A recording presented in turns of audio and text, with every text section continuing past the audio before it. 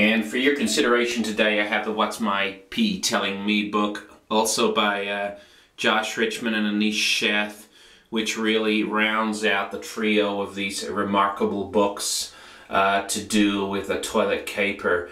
The What's My Pee Telling Me, it took me a while to buy this book. I really couldn't see the sense in buying a book about pee. After all, aren't they all pretty similar? But I tell you what, I look at my pee in a different way. You know, I rarely even really looked at it, even though it's obviously much easier to look at before flushing. But now I spend a lot more time gazing into the bowl at the number one and just having a look at the different hues, the different textures that might be in the bowl. What's My Pee Telling Me? Now obviously there aren't as many different pees as dumps, and that's why they have filled this book up with some pee, poo and farts. So there are some poos in here that aren't mentioned in the What's Your Poo Telling You book, but the majority of the book is to do with the peas. Now just to give you a bit of an idea about the different types of peas that they do have, they've got things like the pungent pea, the mellow yellow, red rum, vitamin water,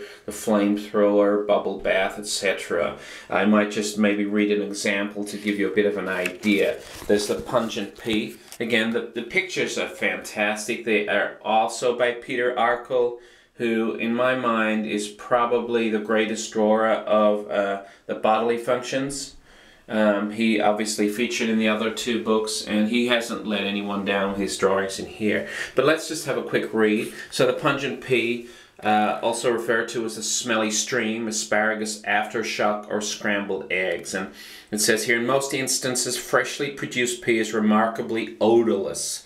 A pea puddle that has been sitting around for a few hours is a different story altogether. In the rare case where fresh urine has a detectable aroma, it usually takes one of two forms, fruity or eggy. The later stench most notoriously occurs after eating asparagus and can take peers and those in the immediate vicinity by surprise. Pungent pea has been invoked by some as the sole reason to employ a courtesy flush while going number one. Okay, now apart from that, yes, I really like the image for P4ia.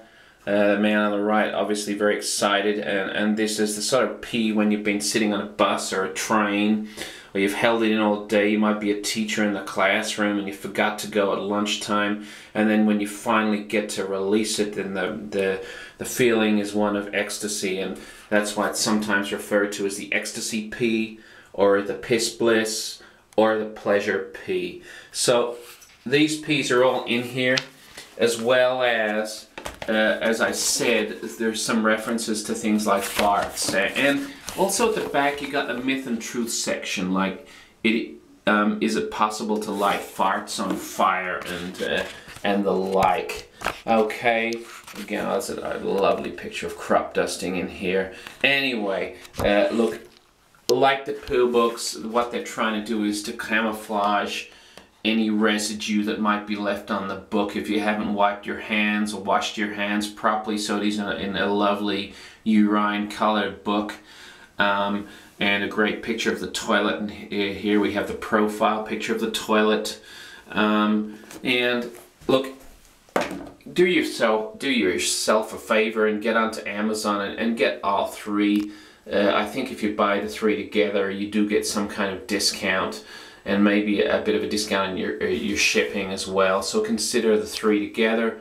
And I have been told there's an activity book. I haven't seen it, but if anyone can lend me the activity book, I'd love to have a look and maybe review that as well. But thanks very much for your time. So that's What's My Pee Telling Me for today.